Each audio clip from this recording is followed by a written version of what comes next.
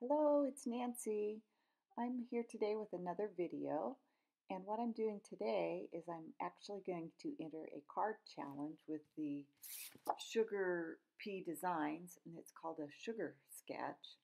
And I've actually planned out a little bit for this card today, which I don't normally do, but I was having a little trouble with this, so I wanted to make sure I knew what I was going to do, and there was a lot of coloring involved. So this is what the sketch looks like, and I've listed the colors that I'm going to use for each of the designs. With the wave, I'm going to stamp it out with some black ink, and then I'm going to heat emboss it with some clear embossing powder, and this will help to really be able to stay in those lines nicely on each of the waves. Then on the waves, I've selected 3 shades of blue, and I'll reference those in the blog post. And I'm doing the top part of the waves in the lightest shade of blue, and then I'm going in with a middle shade of blue for the middle part, and then finally the darkest shade on the bottom of the wave. And then I'll come back and I will go over all of it again with the lightest shade of blue until I'm happy with how the colors look. These markers, if you haven't used them, are just so forgiving. If you just keep going over and over the image, you can get them blended in really nice.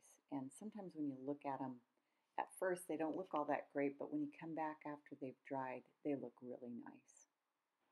I took a Copic coloring class about 2 years ago, and during that class, I worked on putting some swatches together and mixing various markers that I have together to see what shades look nice together.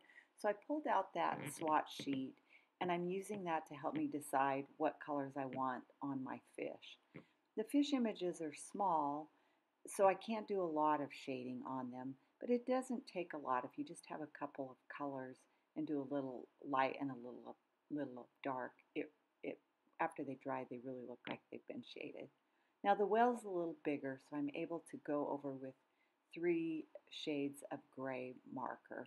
I'm putting the lightest down first, and then I'm going back with the darkest, and then coming back in with the middle, and just I continue to put ink on until I'm happy with the way the shading looks. I went outside of the lines a little bit here, and I just took my zero marker and I'm just cleaning up a little. The zero marker is fabulous. When you make a little mistake like that, you just go over it and no one will ever know that you made that when outside the lines. Now with the little fish, I'm going in with 2 shades of orange and kind of trying to highlight a little bit on his face. And then I'm going to do a little blue-green on the back side of him. The next fish, I'm going to use 3 shades of violet.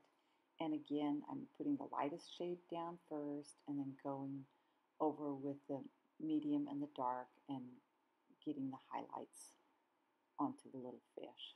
I'm going to speed through the rest of the coloring so you don't have to watch through all of that.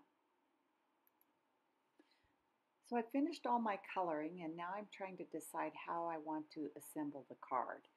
I go back and forth whether I want to go vertical or horizontal, and I finally decide on the horizontal. And I'm going to use some fun foam to mount up the waves, and I'm putting these pieces of string with a knot tied on the end and under the bottom to kind of look like maybe like fish hooks.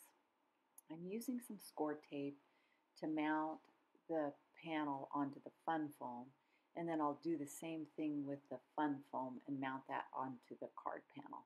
I used Neenah Solar White and a piece of cardstock that's got some blue waves on it, and I'll reference that in the blog post at the end.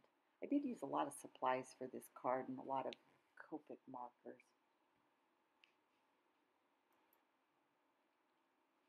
I ended up deciding that I needed to cut some of the smaller fish outside of the circle because it was just too busy for the card.